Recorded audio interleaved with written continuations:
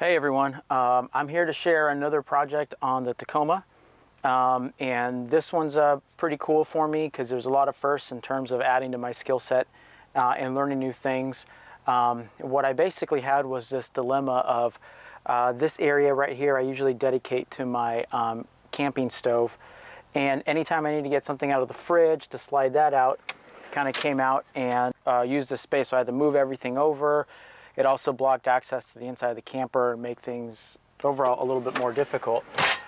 So what I did is I went ahead and integrated the stove into this slide. So what's cool about this project, I'm using about a 1-inch piece of walnut that I engraved and filled in with epoxy and dye. And it houses an IGT, Snowpeak IGT stove. Will fit in here. So it has an integration here for the regulator, little 3D printed mount there, and kind of utilizes the space. So if I ever need to get access to the fridge, it doesn't disturb. It really saves up a lot of room, integrates everything so I don't have to store this anywhere else on the camper, and integrates really nicely into this Goose-Gear system. Whatever you do, please do not ask Brian at Goose-Gear to build you one of these. He will kill me. But Goose-Gear does make what's called the camp kitchen, which already has this drawer built in. So you don't have to worry about making any of this stuff. This is sort of just my version. And theirs actually gives you a lot more room to put all kinds of different stoves under your fridge. The only thing I didn't cover in the making of this stove was this aluminum frame. So I welded and put together this aluminum frame here, which holds the fridge up and sort of acts as a spacer to have the second set of slides. So everything else after this is in a huge time lapse after this video. So you guys can stick around if you guys want to see that. Otherwise, I'll show you how it deploys quickly and how it really works. So what I do here is I have this strap with a G-hook that unbuckles, and this gets out of the way so it doesn't melt. I've also put a silicone heat mat in here so that the stove, when it's strapped, it sort of gets pressed up against the metal but doesn't get scratched. So it acts as a spacer and will work as a hot plate. So that's pretty much it, guys. I'll do some close-ups so you guys can take a look at what it is and stick around and see the rest of it so that you can see how I made it. All right, guys, thanks.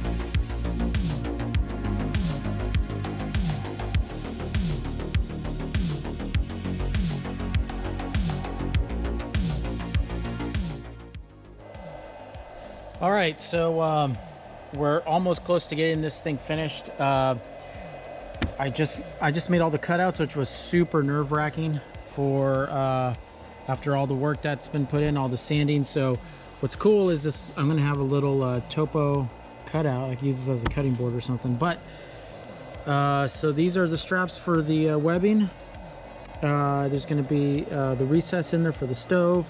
And then here's our little 3D printed regulator mount that goes right there. And check out this fitment.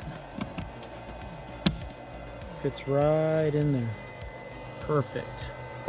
Yep. So this thing's gonna be cool once it's done. Almost there. Just need to get some oil on it and drill the holes on the side for the slides, and we're good to go.